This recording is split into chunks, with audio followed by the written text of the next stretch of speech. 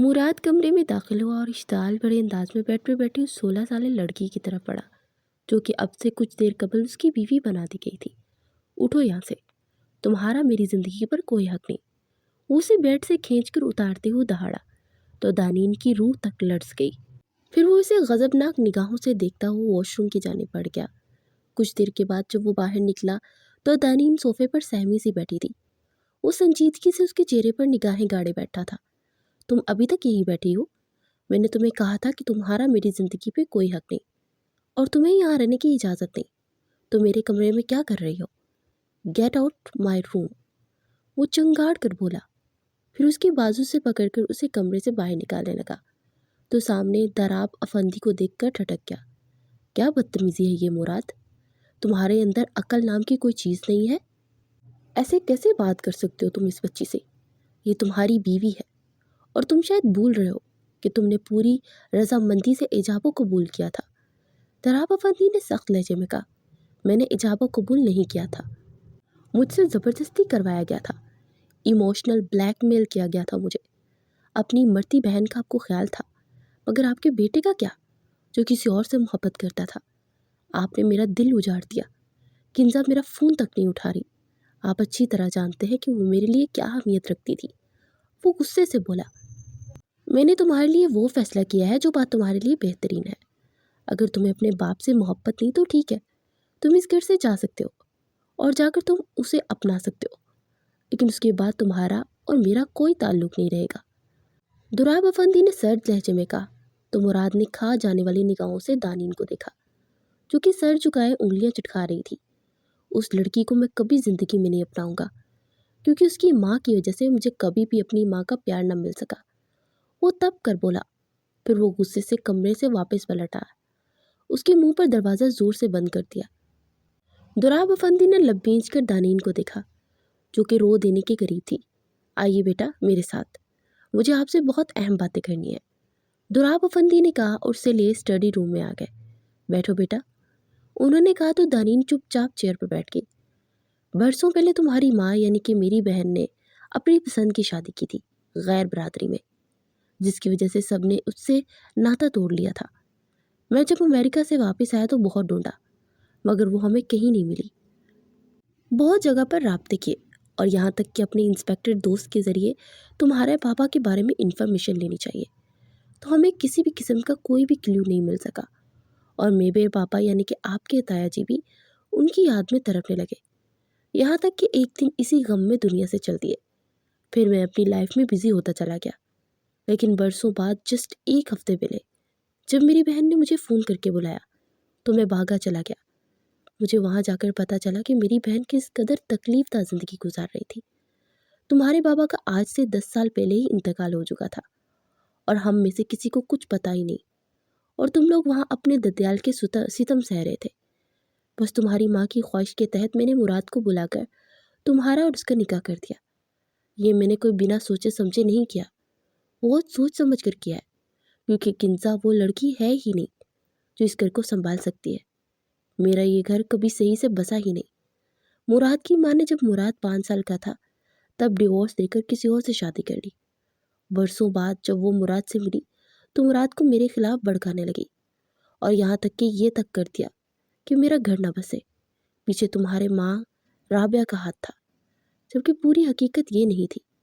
بے شک وجہ رابعہ تھی، لیکن دراصل رابعہ کو تمہارے والد صاحب کے ساتھ گھر سے بھگانے والی میری بیوی صدف تھی۔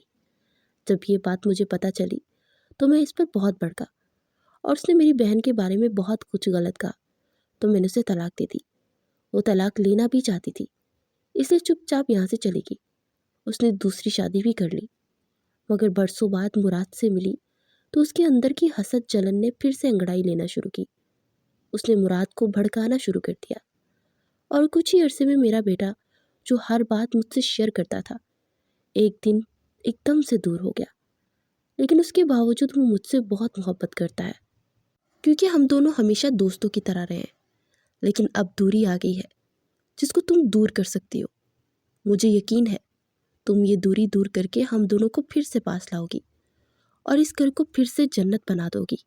رابعہ نے تمہاری بہت اچھے سے تربیت کی ہے، میں نے ہسپتال میں دیکھا کہ تم نے کس طرح حوصلے اور صبر سے رابعہ کو سنبھالا تھا۔ پھر رابعہ کی وفات کے بعد بھی تم نے صبر کا دامن نہیں چھوڑا۔ تم جیسی صابر بچی ہی میرے غسیلے بیٹے کو برداشت کر سکتی ہے۔ تم کرو گی نا میری مدد؟ دراب افندی نے امید بھرے لہجے میں کہا تو وہ پریشان سی انگلیاں چٹکانے لگی۔ ماموں، مجھے نہیں لگتا کہ میں کر پاؤں گی، کیونکہ وہ تو بہت زیادہ غصہ کرتے ہیں ماموں جان، میری شکل تک دیکھنا نہیں چاہتے، تو پھر میں کیسے کر پاؤں گی یہ؟ وہ اپنے لب کچلتے ہوئے بولی، میں جانتا ہوں تم کر پاؤ گی، اپنی محبت سے، اپنے خلوص سے اسے جیتو۔ وہ اس کے ہاتھ پر ہاتھ رکھ کر بولے تو وہ سر اسباب میں ہلا گئی۔ پھر کچھ دیر کے بعد وہ اٹھ کر دوسرے کمرے میں آ کر لیٹ گئی۔ لیکن اگلے دن صبح جب مراد واک کرنے کے لیے نکلا تو واپس کمرے میں آئی اور بیڈ پر جا کر سو گئی۔ مراد جب کمرے میں آیا تو وہ گہری نیند میں تھی۔ وہ چلتا ہوا اس کے پاس آیا۔ اس کے لمبے بالوں کی چٹیاں نیچے زمین کو چھو رہی تھی۔ وہ مبہوت سا اس کے حسین چہرے کو دیکھتا رہ گیا، جس پر بلا کی معصومیت تھی۔ ہے تو بلا کی قیامت، لیکن میں تم سے بہت نفرت کرتا ہوں۔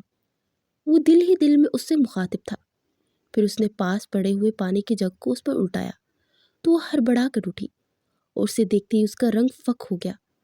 جب میں نے کہا تھا کہ تم میرے کمرے میں نہیں آؤ گی تو تم یہاں پر کیا کر رہی ہو؟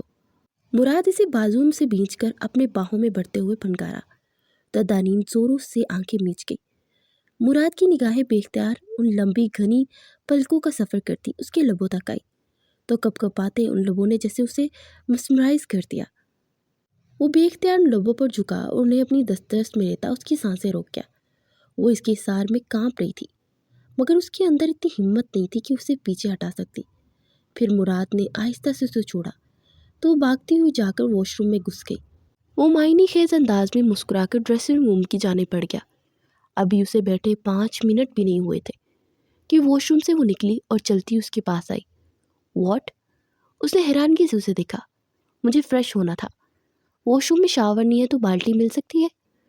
وہ آہستہ سے بولی تو وہ استحاضیہ مسکراہٹ سے اسے دیکھتا ہوا اٹھا اور اسے بازو سے کھینچ کر واش روم میں لا کر سائڈ پر لگے بٹن کی طرف پڑا۔ جیسے اسے دبایا تو دیوار پر لگے ہوئے شاور سے چھم چھم پانی ان دونوں پر برسنے لگا۔ وہ ہڑبڑا کر چھت کی جانب دیکھنے لگی۔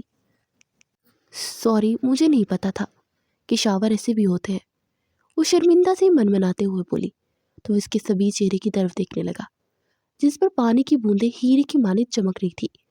وہ دھیرے سے مڑی اور اسی وقت اس کا پاؤں پھسلا اور وہ گرنے ہی والی تھی کہ مراد نے جلدی سے اسے باہوں میں تھام لیا۔ پھر بے اختیار مراد اس کی گردن میں ہاتھ ڈال کر اس کا چہرہ اپنے چہرے کے قریب لاتا، پھر اس سے اس کے لبوں کو اپنی دسترس میں لے گیا۔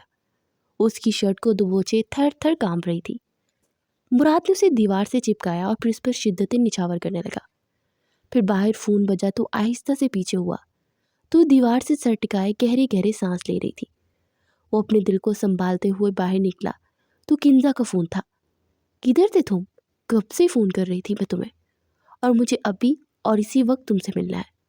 وہ دوسری طرف سے فون اٹھاتے ہوئے بولی تو وہ ماتھا مسلتے ہوئے صوفے پہ بیٹھ گیا۔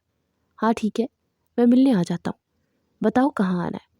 وہ سر جھٹک کر بولا، میں تم سے سخت ناراض تھی، لیکن اب میں سوچ رہی ہوں کہ تمہیں ایک بار موقع دینا چاہیے۔ جس لڑکی کو تم چاہتے ہی نہیں ہو، مجھے یقین ہے تم اس کے ساتھ بھی رہنا نہیں چاہو گے، سو مجھے بتاؤ کہ کیا پلان ہے، کب دے رہے ہو اسے طلاق؟ وہ تیز لہجے میں بولی، نہیں ابھی نہیں دے سکتا، ڈیڈ کو برا لگے گا۔ وہ کمزور لہجے میں بولا، یہ کیا بات ہوئی؟ اب تمہارے ڈیڈ آ کر مجھے چھوڑنے کا کہیں گے تو وہ بھی کرو گے؟ دوسری طرف سے وہ غصے سے بولی، تم اچھی طرح سے جانتی ہو کہ میں ایسا کبھی نہیں کروں گا۔ میں نے اتنی دیر سے تمہارے لیے لڑائی کی ہے، وہ نہیں راضی ہوئے تھے، لیکن میں نے صاف صاف رات کو بھی انہیں کہہ دیا تھا کہ میں کنزا کے علاوہ کسی سے محبت نہیں کرتا۔ اور رہی وہ لڑکی، میرے سرد رویے سے وہ جلد از جلد میری زندگی سے چلی جائے گی، وہ خود اس گھر سے دم دبا کر بھاگے گی، یہ میری گارنٹی ہے۔ مراد نے کہا، اوکے فائن، لیکن فی الحال مجھے تم سے ملنا ہے، میں اس وقت سوات میں ہوں ایک شوٹنگ کے سلسلے میں، اس لیے تم یہیں پر آ رہے ہو؟ وہ بولی، ہاں وہ تو میں آ ہی جاؤں گا کیونکہ مجھے ایک ڈیل فائنل کرنی ہے، تو کل ملتے ہیں۔ مراد نے کہا، نہیں ابھی اور اسی وقت نکل جاؤ اور شام تک پہنچ جاؤ یہاں پر، کیونکہ میں نے ایک پارٹی آرگنائز کی ہے اور ہم دونوں ایز اے کپل وہاں پر شامل ہوں گے۔ دوسری طرف سے کنزا نے کہا تو کچھ تذبذب کے بعد اس نے ہاں بولتے ہوئے کال کاٹ دی۔ دانین کے فریش ہونے کے بعد وہ بھی واش روم کی جانب بڑھ گیا۔ تھوڑی دیر کے بعد وہ فریش ہو کر نیچے آیا تو دانین اور دراب افندی ڈائننگ ہال میں اسی کا انتظار کر رہے تھے۔ ارے بھئی یار، پہلے ہی ناشتہ بہت لیٹ ہو چکا ہے اور پر سے تم نے اتنا ٹائم نہانے پہ لگا دیا، بوڑھے باپ پر ترس کھا لیا کرو۔ دراب نے کہا، مجھ سے زیادہ ینگ دکھتے ہیں آپ، خود کو بوڑھا بوڑھا کہہ کر انڈر اسٹیمیٹ مت کیا کریں خود کو۔ اس سنجیدگی سے بولتا ہوا ان کے پاس والی چیئر پر بیٹھ گیا۔ اچھا ڈیڈ، مجھے نا سوات جانا ہے ایک میٹنگ کے سلسلے میں، تو میں بس نکلنے لگا ہوں۔ وہ بولا تو دراب افندی چونک گئے۔ ارے واہ، یہ تو بہت اچھی بات ہو گئی، میں پہلے ہی سوچ رہا تھا کہ تم لوگوں کو ہنی مون پر کہاں بھیجا جائے، بس پھر ہماری بیٹی بھی تیاری کرے اور چلے آپ کے ساتھ۔ وہ بولے، کیا ہو گیا آپ کو ڈیڈ؟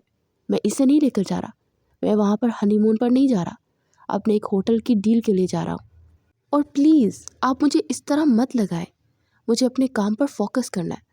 وہ غصے سے بولا، ہاں تو تم اپنا کام کرتے رہنا، بیچ میں جب فرصت ملے تو ہماری بیٹی کو سوات بھی دکھا دینا۔ وہ بولے تو وہ دل ہی دل میں جنجلا اٹھا، پھر مجبوراً اسے بھی ساتھ لے جانے کی حامی بھر گیا۔ وہ 12 بجے وہ نکلے اور رات کو 8 بجے وہ ہوٹل پہنچ چکے تھے۔ ان کی آلریڈی ہوٹل میں بکنگ ہو چکی تھی۔ وہ لوگ کمرے میں آئے تو پورا کمرہ ریڈ روزز سے مہک رہا تھا۔ وہ دل ہی دل میں جنجلاتا ہوا واش روم کی جانب بڑھ گیا۔ کچھ دیر کے بعد وہ باہر نکلا تو دانین صوفے پر چپ چاپ بیٹھی تھی۔ جا کر کپڑے چینج کر لو، اور ہاں، میں کچھ دیر کے لیے باہر جا رہا ہوں تو لیٹ ہو جاؤں گا، وہ بولا اور پھر کنزا سے ملنے کے لیے چلا گیا۔ ڈنر اسی کے ساتھ کرنے کے بعد وہ رات کو تقریباً 12 بجے اپنے روم میں پہنچا تو دانین صوفے پہ بیٹھی رو رہی تھی۔ اے ہیلو، کیا ہوا؟ اس نے جا کر پکارا تو وہ جلدی سے اٹھ کر اس کے گلے لگتی ہچکیوں سے رو دی۔ ارے کیا ہوا؟ وہ چاہنے کے باوجود اپنا لہجہ سخت نہ کر پایا۔ وہ مجھے اکیلے میں ڈر لگ رہا تھا، مجھے لگا آپ مجھے چھوڑ کر چلے گئے ہیں، وہ ہچکیوں کے درمیان بولی تو وہ لب بھینچ کر آہستہ سے اسے خود سے دور کر گیا۔ تمہارا دماغ خراب ہے، میں کیوں تمہیں چھوڑ کر جاؤں گا؟ عجیب حرکتیں کرتی ہو تم، میں نے کہا تو تھا کہ میں لیٹ ہو جاؤں گا تو کھانا کھانے کے بعد سو جانا تھا نا، وہ ناگواری سے سر جھٹک کر بولا۔ وہ کھانا تو نہیں تھا اور کوئی دینے بھی نہیں آیا تھا، وہ من مناتے ہوئے بولی تو وہ سرد آ بڑھتا سر تھام کر صوفے پر بیٹھ گیا۔ کس طرح کی لڑکی ہو یار، یہ انٹر کام ہے اور یہاں پر تم نے اپنے کھانے کا آرڈر کرنا تھا تو کسی نے دینے آنا تھا نا، عجیب حرکتیں کرتی ہو، وہ غصے سے بولا تو وہ سر جھکائے لب کچلنے لگی۔ اب کھانا کھانا ہے یا پھر سونا ہے بتا دو، وہ ناگواری سے بولا۔ میں ایسے ہی سو جاؤں گی، مجھے تو ہمیشہ بھوکے رہنے کی عادت ہے، وہ سر جھکائے ہوئے بولی تو وہ چونک کر اسے دیکھنے لگا، پھر سر جھٹک کر اس نے کھانے کا آرڈر کیا۔ جب کھانا آئے گا تو باہر دروازہ نوک کیا جائے گا تو جا کر کھول دینا اور کھانا لے لینا، اور ہاں، میرے بھروسے مت رہنا کیونکہ کیا پتا کب ہم دونوں الگ ہو جائیں، اس پاٹ لہجے میں بولا تو دانین کا رنگ زرد سا پڑ گیا۔ پھر کھانا آنے کے بعد دانین نے کھانا کھایا اور اس کے برابر آ کر لیٹ گئی۔ اس کے برابر آ کر لیٹی تو مراد کے دل میں جیسے ہلچل سی ہونے لگی۔ وہ 28 سال کا ہونے والا تھا اور اس کے بابا نے اس کی تربیت اس طرح کی تھی کہ اس قدر ماڈرن ہونے کے باوجود اس نے آج تک کسی لڑکی کو چھوا تک نہیں تھا۔ کنزا کے ساتھ بھی اس کا صرف اتنا سا تعلق تھا کہ اس کی گلے لگ جاتی تھی، پھر دونوں کپل ڈانس کر لیتے تھے۔ اس کے علاوہ اس نے آج تک کنزا کو کبھی کس تک نہیں کی تھی، مگر کنزا کبھی کبھار اس کے رخسار پر کس کر دیا کرتی تھی۔ پہلی بار اس نے دانین کو لپ کس کی تھی اور نہ جانے کیسی وہ لڑکی اس کی طلب بن گئی تھی۔ نہیں مراد، تم ایسا نہیں سوچ سکتے، تم کنزا کو دھوکہ نہیں دو گے۔ اس کے دل نے ملامت کی تو اس سے رخ پھیر گیا، مگر کچھ کی دیر کے بعد اس کی چوڑیوں کی کھن کھن سے وہ جنجلایا اور اس کی طرف پلٹا، اس کو بازوں سے کھینچ کر قریب کرتے ان چوڑیوں کو دیکھنے لگا۔ کیا جاہلوں کی طرح چوڑیاں پہن رکھی ہیں؟ اس کے ہاتھوں میں موجود ان ملٹی کلر کی کانچ کی چوڑیوں کو دیکھ کر بولا تو وہ تھوک نگلتے اسے دیکھنے لگی۔ کیوں پہنی ہے تم نے یہ؟ وہ دہاڑ کر بولا۔ وہ مجھے بچپن سے بہت پسند ہے، اسی لیے پہنتی ہوں، وہ اپنی گلابی ہونٹوں کو کچلتے ہوئے بولی تو وہ لب بھینچ کر خود کو کنٹرول کرنے لگا، مگر دل تو اسے چھونے کی تمنا کر رہا تھا، اور وہ دل کے ساتھ لڑتے لڑتے ایک دم سے غصے میں آیا اور اس کے دونوں ہاتھوں کو جکڑ کر بیک گراؤنڈ کے ساتھ مارا تو اس کی چوڑیاں ٹوٹتی دانین کی کلائیوں کو زخمی کرتی چلی گئی۔ پھر باقی کی موجودہ چوڑیوں کو اس نے بے دردی سے کلائی کے ہاتھوں سے جکڑے توڑا تو خود کے ہاتھ بھی زخمی ہو گئے۔ وہ سسکیوں سے روتے ہوئے پیچھے اٹھی۔ مراد غصے سے اٹھ کر کمرے سے باہر نکلا اور ٹیرس پہ آ کر 2-3 گہرے گہرے سانس بھرتے اپنے غصے کو کنٹرول کیا۔ کتنی دیر وہ وہاں پر کھڑا سگریٹ سے اپنا دل جلاتا رہا۔ پھر وہ کمرے میں آیا تو دنین سکڑی سمٹی سی سو رہی تھی۔ وہ دھیرے سے چلتا ہوا اس کے پاس آیا تو اس کی کلائیوں سے ابھی بھی خون رس رہا تھا اور چہرے پر میٹھے میٹھے آنسوں کے نشان تھے۔ وہ لب بینچ کر فرسٹ ایڈ باکس نکال کر اس کے پاس آیا اور اسپرٹ سے اس کی کلائی صاف کر ہی رہا تھا کہ وہ ہڑبڑا کر اٹھی۔ لاؤ بینڈیج کر دوں، اس نے سیاہ آنکھوں سے نگاہیں چرا کر بولا تو بنا کچھ بولے کلائیاں آگے کر گئی۔ اس نے اس کی آستین اوپر کی تو بازو سے اوپر نیل کے نشان تھے۔ یہ کیا ہوا ہے؟ اس نے بے اختیار پوچھا۔ وہ چچی جب کام نہیں کر پاتی تھی تو اسٹک سے مارتی تھی۔ آہستہ سے بولی تو وہ بے یقینی سے اس کی شرٹ کو کندھوں سے سرکا کر دیکھنے لگا تو وہاں پر بھی نشان تھے۔ وہ زور سے لب بھینچ گیا۔ وہ بینڈیج کر کے دوسری جانب جا کر لیٹ گیا۔ اگلے دن وہ صبح اٹھا تو دنین صوفے پہ بیٹھی تھی۔ وہ اٹھ کر چینج کرنے چلا گیا۔ کچھ دیر گزری تو دروازے پر نوک ہوا۔ اس نے جا کر دروازہ کھولا تو باہر کھڑی کنزا کو دیکھ کر چونک گیا۔ وہ اندر داخل ہوئی اور اس کے گلے لگتے ہوئے اس کے رخسار پر کس کی۔ اس نے بے اختیار دانین کی جانب دیکھا جو ادھر ہی دیکھ رہی تھی۔ کنزا کی بے باکی پر دانین سرخ ہو گئی تھی اور اس کے ساتھ ساتھ وہ بھی شرمندہ سا اسے پیچھے کرتا رخ پھیر گیا۔ تو یہ ہے تمہاری بیوی؟ کافی کم عمر لگ رہی ہے۔ کنزا دانین کو دیکھ چپتی ہوئی نگاہوں سے دیکھ کر بولی۔ ہو بیٹھو، میں ناشتہ منگواتا ہوں، اکٹھے کرتے ہیں۔ وہ بولا، یہاں کمرے میں کرو گے؟ باہر ریسٹورنٹ میں چلتے ہیں نا؟ کنزا نے کہا تو وہ سر اسباب میں ہلا گیا۔ تم بھی چلو تاکہ میں بیٹھ کر کچھ امپورٹنٹ باتیں کر لیں۔ کیا خیال ہے؟ کنزا نے کہا تو وہ اندر ہی اندر مضطرب سا ہو گیا۔ وہ تینوں باہر ریسٹورنٹ میں آئے اور ناشتے کا آرڈر کر کے بیٹھ گئے۔ سو کیا کرتی ہو تم؟ کنزا نے دانین سے پوچھا۔ کچھ بھی نہیں، وہ سر جھکائے آہستہ سے بولی۔ کتنا پڑھی ہو؟ پرائیویٹ ایف اے کیا ہے؟ دانین بولی، بس ایف اے۔ کنزا نے تنزیہ سے انداز میں کہا۔ جی وہ بھی پڑھنا تھا جب رزلٹ آئے گا۔ دانین نے کہا، اتنا لیٹ ایف اے؟ میری عمر 16 سال ہے اور اتنی عمر میں ایف اے ہی ہوتا ہے۔ وہ بولی تو کنزا چونک گئی۔ لگتی تو نہیں ہو کہ تم 16 سال کی ہو، مجھے تو لگا 20-22 کی ہوگی۔ تمہارا قد کاٹ کافی اچھا ہے نا؟ کنزا نے ہنس تو جلن سے اسے دیکھتے ہوئے کہا۔ ماڈلنگ کے بارے میں کیا خیال ہے؟ اچھی ماڈل بن سکتی ہو تم۔ کنزا نے کہا، نہیں مجھے ماڈلنگ نہیں آتی۔ وہ آہستہ سے بولی، بس کر دو، کتنے سوال جواب کرو گی، اکتا کیا ہوں میں؟ مراد چڑھ کر بولا، او میری بیبی کو مجھ سے باتیں کرنی ہے۔ مراد کے قریب ہو اس کے رخسار پر پھر سے اپنے لب رکھتے ہوئے بولی۔ اس کی اس بے باکی پر مراد دل ہی دل میں جنجلا اٹھا۔ لوگ اسے معنی خیز نگاہوں سے دیکھ رہے تھے۔ پھر کنزا کے کچھ فینس وغیرہ آگے آئے اور ان کو آٹوگراف دینے لگی۔ وہ سر جھکائے ناشتہ کر رہا تھا مگر ساتھ دانین کو بھی دیکھ رہا تھا جو کہ بے دلی سے پلیٹ میں چمچ چلا رہی تھی۔ سو امپورٹنٹ بات کر لی جائے؟ دراصل میں اور مراد ایک دوسرے سے محبت کرتے ہیں۔ تمہیں مراد نے بتایا ہی ہوگا، تو اس لیے اگر تم یہ سمجھ رہی ہو کہ مراد تمہارے ساتھ زندگی بڑھ نہیں پائے گا تو ایسا بالکل نہیں سمجھنا، کیونکہ وہ جلد ہی تمہیں طلاق دے دے گا اور اس کے بعد تم اپنے راستے اور پھر مراد اور میری شادی ہو جائے گی۔ باقی اگر تم کسی اور کو پسند کرتی ہو تو میں بتا سکتی ہوں، کوئی لڑکا ہے تمہاری لائف میں؟ کنزا نے اس سے غور سے دیکھتے ہوئے کہا، نہیں کسی کو پسند کرتی اور نہ ہی میں ایسی لڑکی ہوں۔ وہ کپ کپاتے لبوں سے بولی، گڈ، اگر تم کہو تو میں اور مراد تمہارے لیے کوئی رشتہ ڈھونڈ دیں گے۔ کیا خیال ہے مراد؟ کنزا نے کہا اور اس نے بے اختیار دانین کی طرف دیکھا جو اسی کو دیکھ رہی تھی۔ اس کی نگاہوں میں عجیب سا خوف تھا جو کہ مراد کے دل کو بے چین کر گیا۔ کنزا پلیز ہم کوئی اور بات کر سکتے ہیں اس وقت؟ میرے خیال میں ہم دونوں کو شاپنگ پہ چلنا چاہیے۔ مراد نے بات پلٹنے کے لیے کنزا کا دھیان اس کی پسندیدہ چیز پر لگایا تو وہ خوش ہو گئی۔ ہاں یہ ٹھیک ہے، کنزا چہک کر بولی۔ پھر وہ کنزا کے ساتھ شاپنگ کے لیے چلا گیا اور دانین اٹھ کر کمرے میں آ گئی۔ کیا میرا کوئی گھر نہیں ہے اللہ تعالیٰ؟ کیا ہمیشہ کی طرح میں اسی طرح ڈر اور خوف میں جیتی رہوں گی جیسے بچپن سے جیتی آ رہی ہوں؟ وہ روتے ہوئے اللہ سے شکوہ کرنے لگی۔ پھر کچھ دیر آرام کے بعد وہ اٹھ کر ٹیرس پہ آ گئی۔ وہ باہر دیکھتے ہوئے ان نظاروں میں کھوئی ہوئی تھی اور نہ جانے کتنا وقت وہیں پر کھڑی رہی۔ پھر اسے اپنے پیچھے آہٹ محسوس ہوئی۔ उसने पलट कर देखा तो मुराद अंदर दाखिल हो रहा था। ये डैड से बात कर लो, मुराद ने मोबाइल उसकी तरफ बढ़ाते हुए कहा। तो उसने चुपचाप मोबाइल कान को लगाया। बात करने के बाद उसने मोबाइल मुराद को दिया और पलट ही रही थी कि अचानक उसका पाँव मुड़ा और जाकर वो मुराद की गोद में गिरी। मुराद साकित और जामिद उसे अपनी बाहों में बड़े बैठा था। वो इसकी शर्ट को कॉलर से दबोचे जोर से आंखें मीच कर उसकी गोद में बैठी थी। तुम ठीक हो? मुराद ने नरम लहजे में पूछा। तो आहिस्ता से उससे दूर होने लगी, मगर मुराद का मजबूत हाथ उसकी कमर के गिर्द लिपटा था। मुराद ने उसे मजीद खुद के करीब किया और अपनी शिद्दतें निछावर करने लगा। वो इसकी हिसार में सुकड़ी सिमटी सी बैठी थी और उसके अंदर इतनी भी हिम्मत नहीं थी कि उस शख्स को अपने से दूर कर सकती।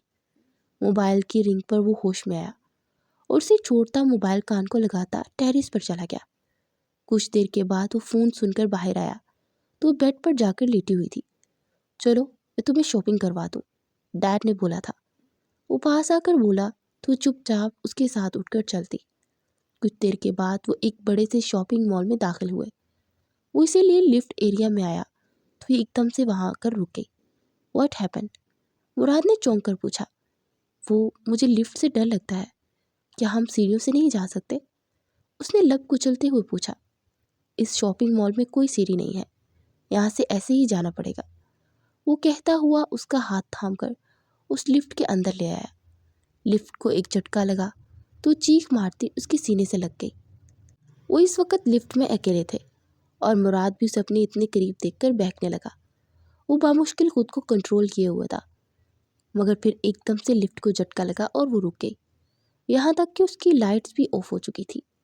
वो लब भींच कर रह गया। लगता है लाइट चली गई है या फिर लिफ्ट ख़राब हो गई है, वो कहते हुए रिसीवर से रब्ता करने की कोशिश करने लगा। दूसरी तरफ से रब्ता कायम हुआ तो उन्होंने बताया कि लिफ्ट ख़राब हो चुकी है और उन्हें कुछ देर वेट करना होगा। वो उसकी तरफ देखने लगा जो कि फ़क चेहरे से उसे ही दिख रही थी।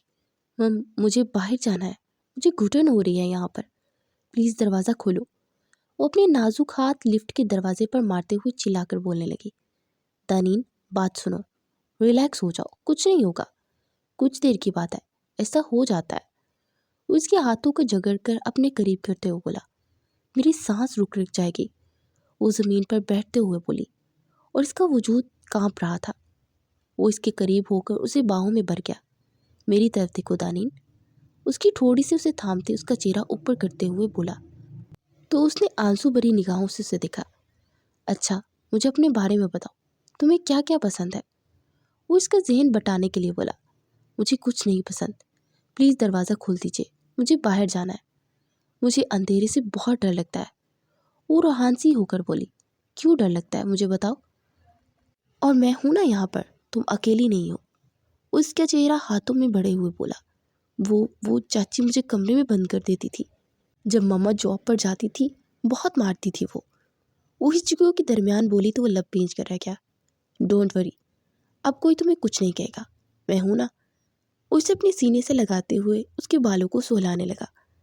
कुछ देर में वो पुरसुकून हो चुकी थी। फिर 10 मिनट के बाद लिफ्ट को झटका लगा और फिर से वो चलने लगी। लिफ्ट के रुकते ही वो लोग ऊपर पहुंचे तो बाहर मैनेजर और दूसरे लोग खड़े थे। किस कदर गैर जिम्मेदार स्टाफ है आपका, लिफ्ट ख़राब है तो बताना चाहिए था ना, वो दहाड़ा। हमें नहीं मालूम था कि लिफ्ट ख़राब है, ये एकदम से ख़राब हुई है, हम आपसे बहुत शर्मिंदा हैं, मैनेजर ने कहा तो सर झटक कर उसका हाथ थामे आगे बढ़ गया। फिर वो शॉपिंग करने के बाद बाहर आए। तुम यहाँ पर खड़ी रहो, मैं गाड़ी निकाल कर लाता हूँ, वो बोलता हुआ पार्किंग एरिया की जाने पड़ गया। वो चुपचाप एक साइड पर खड़ी थी कि कुछ लड़के आकर उसे छेड़ने लगे। वह हड़बड़ा सी गई। वो अपनी गाड़ी निकाल कर बाहर आया तो एक लड़का दनीन का दुपट्टा खींच रहा था। वो गाड़ी से उतर कर तेजी से पास आया और कॉलर से पकड़ते उस लड़के को घसीट कर पीछे करते उसके चेहरे पर जोरदार मुक्का मारा। फिर कुछ देर में वो लड़कों के साथ फाइट कर रहा था और वो सहमी हुई एक साइड पर खड़ी थी। फिर एक लड़के ने पिस्टल निकाल कर मुराद पर गोली चला दी और वो कराहता हुआ ज़मीन पर बैठ गया और दनीन कानों पर हाथ रख के चीखें मारने लगी और उसकी चीखें सुनकर वहाँ मौजूद गार्ड्स जल्दी से भागे चले आए और लड़के उन्हें देखकर जल्दी से भाग गए। दानीन तेज़ी से पास आई और उसके बाजू से बहते खून को देखकर मज़ीद शिद्दत से रोने लगी। پھر وہاں ایک آدمی نے انہیں ہسپتال پہنچایا۔ گولی کندھے کے اوپر لگی تھی اور اندر ہی تھی۔ آپریشن کے بعد گولی تو نکال دی گئی، مگر وہ ابھی تک میڈیسن کے زیر اثر سو رہا تھا۔ تانین اس کے پاس بیٹھی نہ جانے کیا کیا پڑھ کر اس پر پھونکے مار رہی تھی۔ اس کے دل کے اندر ایک خوف سا سرایت کر رہا تھا، اسے کھو دینے کا خوف۔ پھر وہ یوں اس کے پاس بیڈ پر سر ٹکائے آنکھیں موند گئی۔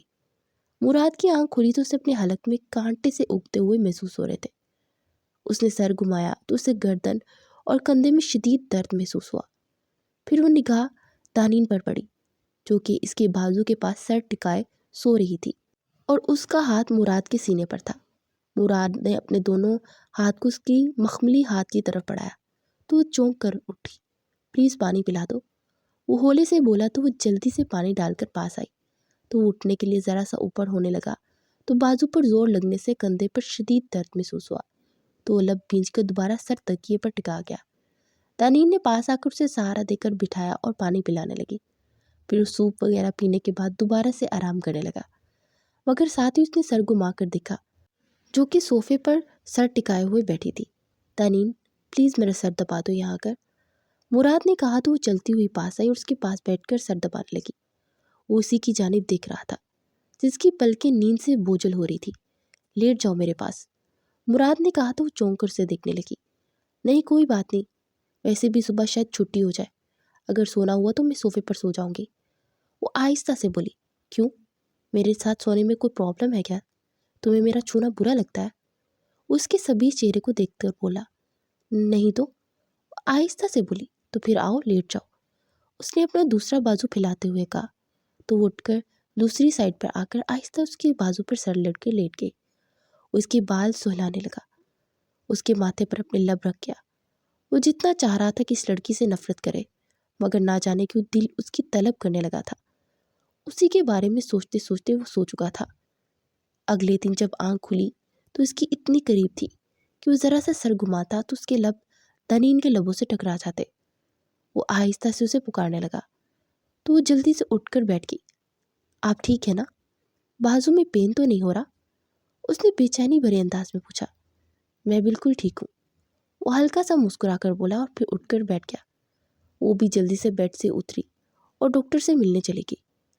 کچھ دیر کے بعد ڈاکٹر نے آ کر کچھ ٹیسٹ وغیرہ لینے کو کہا اور شام تک انہیں چھٹی مل جانی تھی۔ وہ وہاں سے کنٹین کی جانب بڑھی اور اپنے لیے اس کے لیے ناشتہ لے کر کمرے میں آئی۔ وہ دونوں بیٹھے ناشتہ کر ہی رہے تھے کہ دروازے پر نوک ہوا اور دراب افندی اندر داخل ہوئے۔ کیسے ہو بیٹے؟ مجھے رات کو ہی میسج ملا، میں تو اتنا پریشان ہو گیا اور رات کو ہی میں چل پڑا، وہ بےتابی بڑے لہجے میں بولے۔ کچھ نہیں ہوا، میں ٹھیک ہوں بابا، وہ آہستہ سے بولا۔ آپ بھی مامو جان ناشتہ کر لیجئے، وہ جلدی سے اٹھتے ہوئے بولی۔ ارے نہیں بیٹا، آپ کرو، میں بعد میں کر لوں گا، دراب افندی نے کہا، مگر انہیں فورس کرنے لگے تو وہ چپ چاپ ان کے ساتھ بیٹھ کر کھانا کھانے لگے۔ پھر وہ بیٹھے باتیں کر ہی رہے تھے کہ کنزا اور صدف اندر داخل ہوئی۔ میرے بچے کیسے ہو تم؟ صدف اس کے گلے لگ کر روتے ہوئے بولی۔ دراب افندی سپاٹ چہرے سے بیٹھے تھے۔ بیٹے میں ڈاکٹر سے مل کر آتا ہوں، وہ بہانے سے اٹھ کر وہاں سے چلے گئے۔ دیکھا اپنے باپ کو، کتنی نفرت ہے انہیں مجھ سے، اور اس کی وجہ سے اس کی لڑکی کی ماں گھر سے وہ بھاگی تھی، مگر الزام مجھ پر لگا کر گئی، برباد کر گئی جاتے جاتے میری زندگی، اور خود مرتے مرتے تمہاری زندگی برباد کر گئی، بگوڑی، بد کردار۔ بس ایک لفظ مزید مت بولیے گا میری ماں کے بارے میں۔ آپ ہوتی کون ہے ان کے بارے میں اس طرح بولنے والی؟ وہ غصے سے بولی تو مراد نے بے یقینی سے اسے دیکھا یہ معصوم سی دکھنے والی کتنی بڑی آفت ہے۔ میں اچھی طرح جانتی تھی کہ اس معصوم کے پیچھے کچھ اور ہے۔ مجھے رات سے کنزا بول رہی تھی کہ آنی وہ بہت خوبصورت اور معصوم سی لگتی ہے، مگر میں پہلے ہی سمجھ لیا تھا کہ یہ بھی اپنی ماں کی طرح بہت شاطر ہوگی۔ دیکھو نا، مرنے سے پہلے کتنی بڑی چال کھیل کر گئی، میرے بچے کی زندگی برباد کر دی، اور ساتھ میں شامل کر لیا تمہارے باپ کو، چونکہ وہ جانتا بھی تھا کہ تم کنزا کو پسند کرتے ہو۔ صدف نے اسے تنفر بڑی نگاہوں سے دیکھتے ہو کہا۔ وہ سرخ چہرے سے کھڑی مراد کو دیکھ رہی تھی۔ میں نے آپ کے بیٹے کو منع نہیں کیا، وہ اب بھی چاہے تو آپ کی بانجی سے شادی کر سکتے ہیں، وہ انتہائی غصے سے بولی اور پھر غصے سے باہر نکل گئی۔ تو سائڈ پر کھڑے دراب افندی نے اسے سنجیدگی سے دیکھا۔ وہ روتی ہوئی سامنے بینچ پر بیٹھ گئی۔ بہت غلط کر دیا آپ نے، اس عورت کو سچا کر دیا آپ نے۔ مراد کے دل میں جو تھوڑی بہت آپ کے لیے محبت پیدا ہو رہی تھی وہ بھی ختم ہو گئی ہوگی۔ تو اور کیا کرتی میں ماموں جان، وہ میری ماں کے بارے میں بول رہی تھی۔ وہ نم لہجے میں بولی، میں جانتا ہوں کہ آپ کے لیے یہ سہنا بہت مشکل تھا، مگر ہر چیز کا ایک وقت ہوتا ہے بیٹے، اور اس عورت کے کہنے سے کچھ نہیں ہوتا بیٹے۔ اب تھوڑا سا صبر سے کام لے لیں تو مراد کے دل میں لگی ہوئی ہر گرہ کھل جائے گی۔ شاید میں زیادہ خود غرض بن رہا ہوں اپنے گھر کو بچانے کے لیے۔ کوئی بات نہیں، آئندہ سے نہیں کہوں گا کچھ۔ اس کے سر پر ہاتھ رکھتے افسردہ لہجے میں بولے تو طرف سی اٹھی، سوری ماموں جان، میں جذباتی ہو گئی تھی۔ میری ماں کو ہمیشہ ہر ایک نے بد کردار، بگوڑی، یہ سب بولا۔ وہ ہمیشہ چپ رہتی تھی۔ مجھے بہت درد ہوتا تھا تو اسی لیے یہ سب برداشت نہیں کر پائی۔ وہ سر جھکائے ہوئے بولی تو دوراب افندی نے اس کا ماتھا چومتے گلے لگایا۔ پھر صدف اور کنزا کے جانے کے بعد وہ لوگ اندر آئے تو مراد کا چہرہ ہر جذبات سے عاری تھا۔ دانین نے اسے میڈیسن دینی چاہی تو مراد نے اس کا ہاتھ جھٹک دیا، جہاں یہاں سے اور اپنی شکل مت دکھانا، کیونکہ جو میری ماں کے ساتھ بدتمیزی اور بے انصافی کرتا ہے نا، میں ان کو اپنی محبت کے قابل نہیں سمجھتا۔ بول تو اس سے رہا تھا مگر دیکھ دوراب افندی کو رہا تھا۔ دانین نے لب کچلتے ہوئے دوراب افندی کو دیکھا جس کے چہرے پر درد دکھ رہا تھا۔ پھر وہ شام تک اس کے پاس ہی رہے مگر مراد نے ایک بار بھی ان سے بات نہیں کی۔ وہ دوراب افندی سے تو پہلے ہی دور ہو چکا تھا، مگر دانین جو آج صدف کے سامنے بولی تھی اس کی وجہ سے اس سے بھی بات نہیں کر رہا تھا۔ دانین کو اب خود کا کنٹرول کھو جانے پر بھی غصہ آ رہا تھا۔ شام کو انہیں چھٹی ہو چکی تھی۔ وہ لوگ ہوٹل واپس آ گئے اور دوراب افندی بھی ساتھ ہی تھے۔ انہوں نے اپنے لیے دوسرا روم بک کروا لیا تھا، لیکن فی الحال وہ ان کے روم میں ہی بیٹھے تھے۔ انہوں نے ڈنر کا آرڈر کیا اور پھر بیٹھے انتظار کرنے لگے۔ ان تینوں کے درمیان ابھی بھی خاموشی تھی۔ تمہاری طبیعت اب بہتر ہے نا؟ ہم کل صبح واپسی کے لیے نکلیں گے، اچانک سے دوراب افندی نے پوچھا۔ نہیں، مجھے موم کے ساتھ کچھ دن یہاں پر ٹھہرنا ہے۔ آپ ایسا کریں، آپ اپنی بانجی کو لے کر چلے جائیے گا، اس پاٹ لہجے میں بولا تو دوراب افندی نے زور سے اپنے لب پینچ لیے۔ کیا پاگل پن ہے یہ؟ تم اس طرح کی حرکتیں کیوں کرتے ہو؟ آخر ثابت کیا کرنا چاہتے ہو مجھ پہ؟ کیا یہ بات کہ تمہارا باپ گناہ گار ہے تو کیا نہیں ہے؟ مراد جواباً تلخ لہجے میں بولا۔ اچھا تو ثابت کرو گناہ میرا، کہ میں نے کیا گناہ کیا ہے۔ وہ تلخ لہجے میں بولے، پرانی سب باتیں ایک طرف رکھ کر جو نیا ہوا ہے اس کے بارے میں بات کرتے ہیں۔ اپنی اولاد کو اس کے ناپسندیدہ شخص کے ساتھ باندھنا بھی ظلم ہوتا ہے۔ کیا آپ نے مجھے زبردستی اس لڑکی کے ساتھ نہیں باندھا، جبکہ آپ جانتے تھے کہ میں کنزا کو پسند کرتا ہوں؟ اور ان کی آنکھوں میں آنسو ڈالے تلخ لہجے میں بولا تھا، غلطی ہو گئی تھی مجھ سے کہ میں نے سمجھ لیا کہ میرا بیٹا بہت سمجھدار ہے، وہ رشتے کو نبھائے گا، مگر تم نے مجھے غلط ثابت کر دیا۔ ٹھیک ہے، تم کنزا سے شادی کرنی ہے نا تو کرو، اور ہاں، اپنی ماں کے پاس واپس جانا چاہتے ہو تو جاؤ، باقی تمہارے حصے کی جائیداد میں سے ایک پھوٹی کوڑی نہیں دوں گا۔ جاؤ، جا کر اپنی ماں کے پاس رہو۔ میں دوراب افندی تم سے اپنا ہر ناتا توڑتا ہوں۔ اس بار وہ بولے نہیں دہاڑے تھے۔ وہ بے یقینی سے انہیں دیکھ گیا۔ دانین بھی گم سم سی انہیں دیکھ رہی تھی۔ کرو اپنی ماں کو فون کہ وہ آ کر تمہیں لے جائے تاکہ میں سکون سے یہاں سے جا سکوں، کیونکہ آخر تم میرا خون ہو تو میں تمہیں اس حال میں چھوڑ کر یہاں سے نہیں جا سکتا۔ وہ سرد لہجے میں بولے، آپ کو میری فکر کرنے کی ضرورت نہیں ہے، آپ چلے جائیے اپنی بانجی کو لے کر، میں خود سنبھال سکتا ہوں۔ وہ تلخ لہجے میں بولا، اچھا تو یہ بات ہے، تو ٹھیک ہے، جا رہا ہوں میں۔ چلو دانین بیٹا، آپ جلدی سے چادر لے کر باہر آئے، میں آپ کا انتظار کر رہا ہوں۔ وہ ایک جھٹکے سے اٹھ کھڑے ہوئے تھے اور بولے۔ دانین بے بسی بڑے انداز میں انہیں دیکھنے لگی۔ ماموں، ان کی طبیعت ٹھیک نہیں ہے، اس طرح کیسے؟ وہ کہہ رہا تھا کہ وہ اپنا خود خیال رکھ سکتا ہے، یہ آپ کی ذمہ داری نہیں ہے۔ جب وہ آپ کے متعلق کوئی ذمہ داری نہیں نبھاتا تو آپ کیوں نبھا رہی ہیں؟ اس نے کبھی نہیں سوچا کہ اس کا باپ کیا سوچتا ہے۔ اسے تو ہمیشہ دوسرے کے کانوں کی سننے کی عادت ہے، دوسروں کی باتوں پر یقین کرنے کی عادت ہے، اور اسے ایسا بنانے میں میرا ہی ہاتھ ہے۔ میں نے اسے کبھی سچائی بتائی ہی نہیں، کیونکہ میں نے اسے نفرت نہیں سکھاتا تھا، مگر اس نے سیکھ لی۔ یہی میری سب سے بڑی غلطی ہے۔ اس نے ایک بار بھی نہیں سوچا کہ اس کے باپ نے اس کی خاطر کبھی کسی عورت کو ہاتھ نہیں تھاما، ہزاروں ارمان دل میں دفن کر کے اس کے لیے جیا، اور آج اس کا باپ اس کے لیے کوئی اہمیت ہی نہیں رکھتا۔ اس بار دراب افندی کا لہجہ بھیگا ہوا تھا۔ پھر وہ دنین کو لے کر وہاں سے نکلتے چلے گئے۔ وہ مضطرب سا اکیلا اس کمرے میں بیٹھا تھا اور صدف کو اس نے ساری بات بتائی تو اسے لینے آ گئی۔ اگلے ہی دن وہ ان کے ساتھ لاہور واپس آ چکا تھا۔ صدف نے اسے اس کے کمرے میں پہنچایا تو اس نے کچھ دیر آرام کیا۔ باہر آیا تو بے اختیار کچن میں چلا گیا تو وہاں ملازمہ کھڑی تھی۔ کھانا کیا بنایا؟ اس نے پوچھا تو ملازمہ نے حیرانگی سے اسے دیکھا۔ وہ آج تو کچھ کھانا نہیں بنایا، صرف ملازم حضرات کے لیے بنایا۔ دراصل آج میڈم اور سر کی اینیورسری ہے تو وہ لوگ باہر گئے ہوئے ہیں۔ ملازمہ نے کہا تو وہ لب بھینچ کر رہ گیا۔ آپ لوگ اپنے کھانے میں سے مجھے دے دیجیے۔ وہ اپنا دکھتا سر دباتا ہوا ٹیبل پہ بیٹھ گیا۔ کچھ دیر بعد ملازمہ آئی تو اس کے سامنے دال اور روٹی رکھی۔ یہ کیا ہے؟ اس نے حیرانگی سے پوچھا۔ صاحب جی یہ ہم ملازموں کا کھانا ہے۔ وہ ملازمہ آہستہ سے بولی۔ واٹ؟ کیا اس گھر میں ملازموں کا کھانا علیحدہ بنتا ہے؟ اس نے حیرانگی سے پوچھا۔ جی صاحب جی، ہم لوگوں کے لیے کوئی دال روٹی اور کبھی کوئی سبزی روٹی بن جاتی ہے اور صاحب لوگوں کے لیے دوسرے والا کھانا بنتا ہے، ملازمہ نے آہستہ سے جواب دیا۔ تو وہ لب بھینچ کر رہ گیا۔ اس دال روٹی کو کھانے لگا۔ بے اختیار اسے اپنے گھر کا سین یاد آ گیا جہاں پر جو کھانا وہ لوگ کھاتے تھے وہی ملازم بھی کھاتے تھے۔ دراب افندی تو ہر ملازم کا اپنے گھر کے فرد کی طرح خیال رکھتے تھے۔ وہ بمشکل آدھی روٹی کھا کر اٹھ کر اپنے کمرے میں آ گیا۔ اگلے دن وہ لاؤنج میں بیٹھا ہوا تھا کہ صدف اس کے پاس آئی۔ تمہارے ڈیڈ نے تمہاری جائیداد کے بارے میں کچھ کہا تم سے؟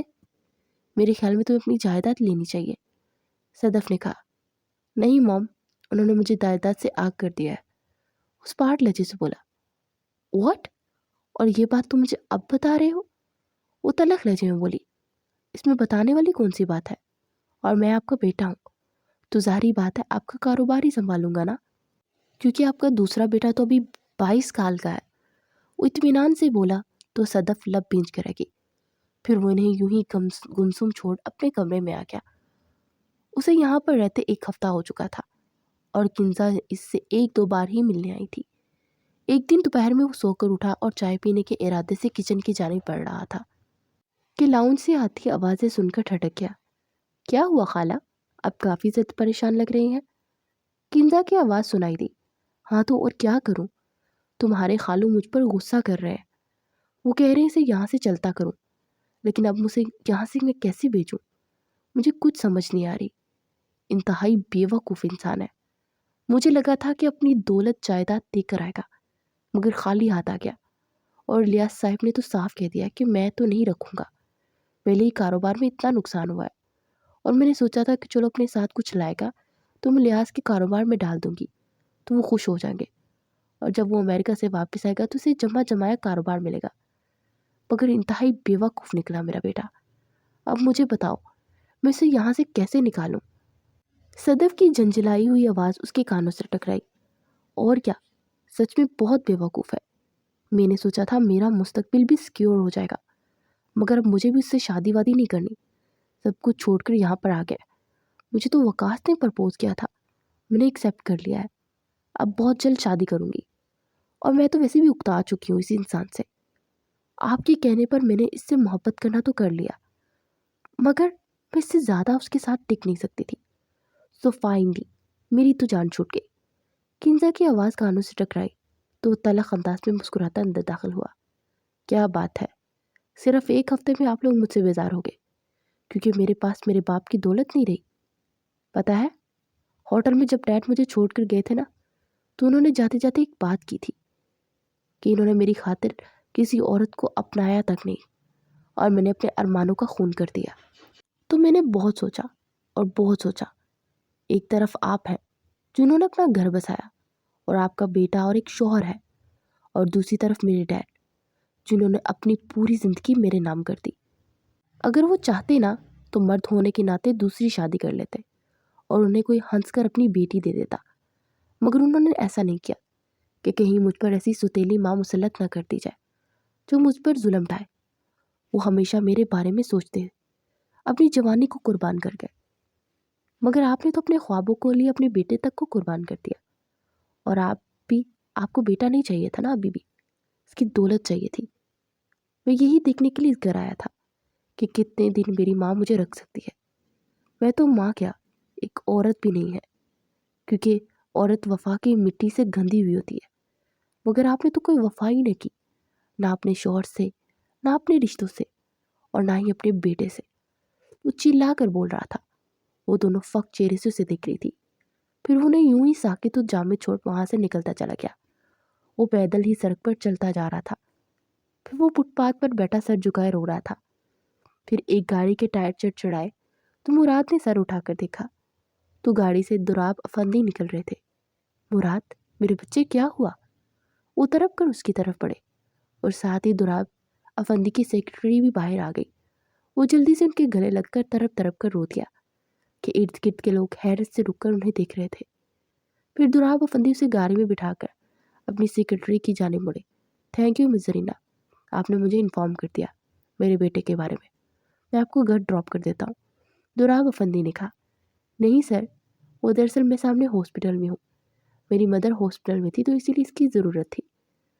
زرینہ نے کہا، او سوری، مجھے پتہ چلا تھا آپ کی مدر ہاسپٹل میں ہے، مگر میں اپنی پریشانی میں اس قدر الجھا ہوا تھا کہ خبر گیری کے لیے نہیں آ سکا۔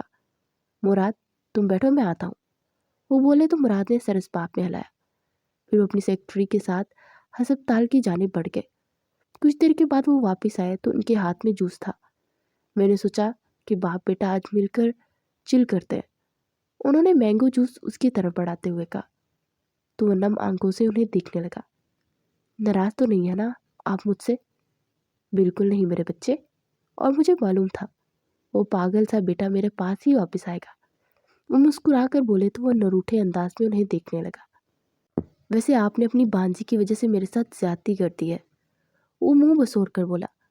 میں نے اس بارے میں بہت سوچا اور مجھے لگتا ہے اس طرح تمہاری شادی نہیں کرنی چاہیے تھی، تو اسی لیے تنین کو بی اے میں ایڈمیشن دلوا رہا ہوں، تو اب وہ تم سے علیحدہ کمرے میں رہے گی۔ وہ مطمئن لہجے میں بولتے اسے بے سکون کر گئے۔ وہ لب بیچ کر رہ گیا۔ پھر وہ گھر پہنچا تو اس کا اس طرح استقبال کیا گیا جیسے وہ محاذ جیت کر آیا ہو۔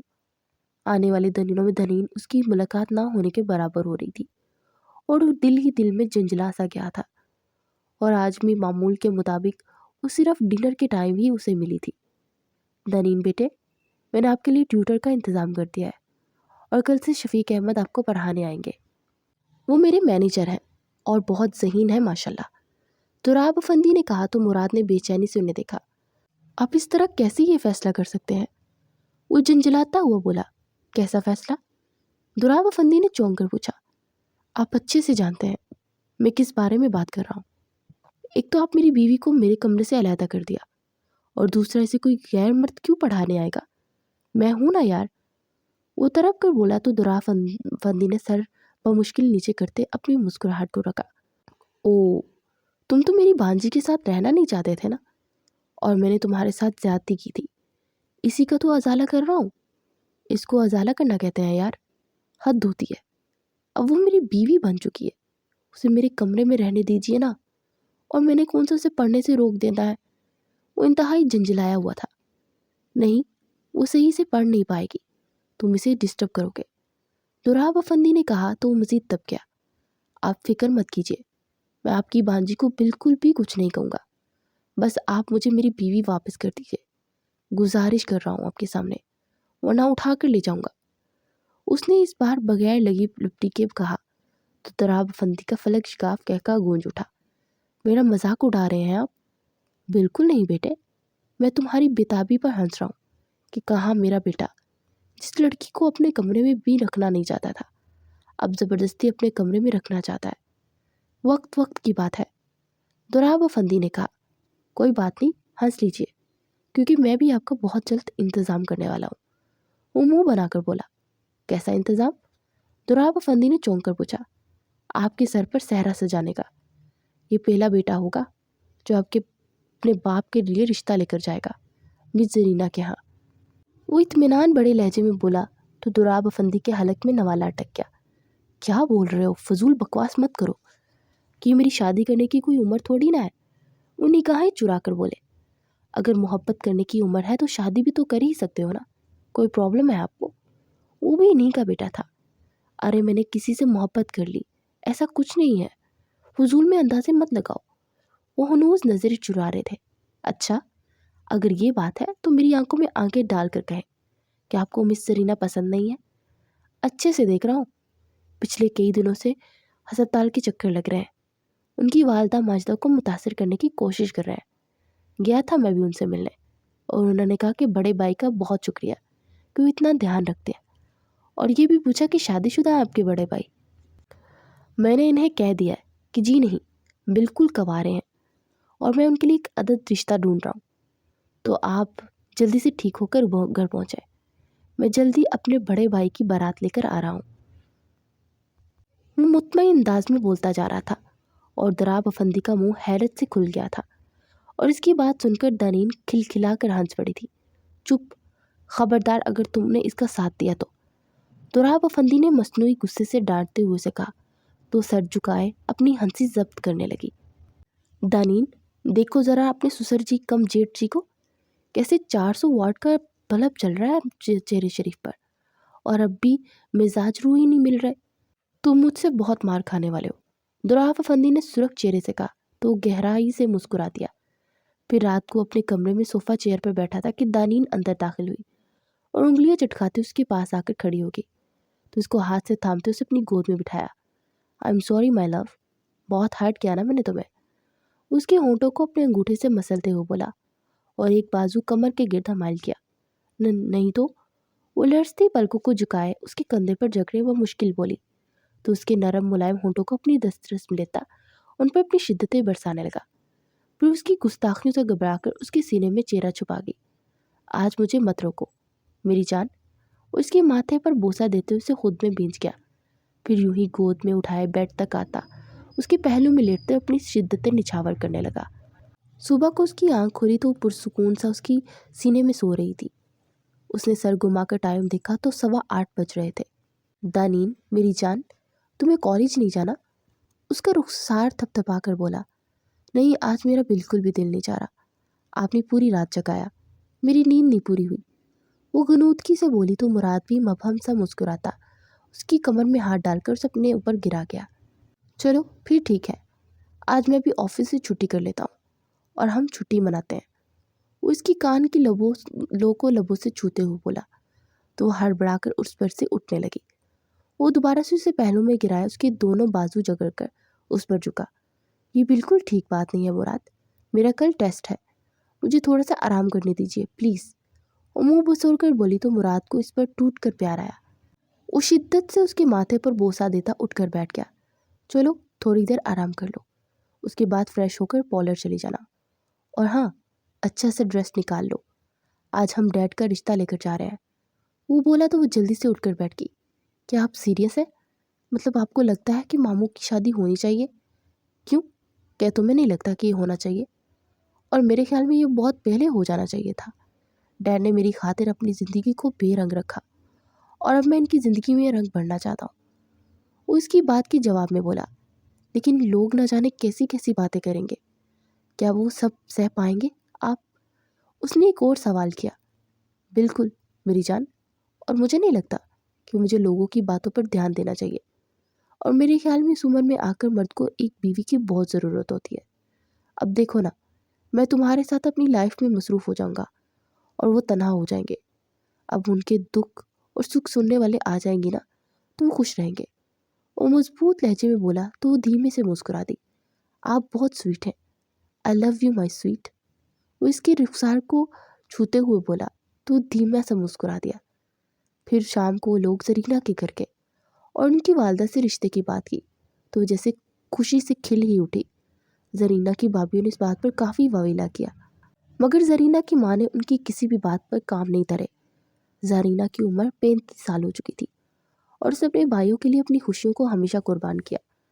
اس نے اتنی چھوٹی عمر میں جاب کر کے انہیں پڑھایا لکھایا تھا، اور 10 سال سے دراب افندی کی سیکرٹری کے طور پر کام کر رہی تھی، اور آج تک کسی نے دراب افندی نے اسے غلط نگاہیں اٹھا کر نہیں دیکھا تھا۔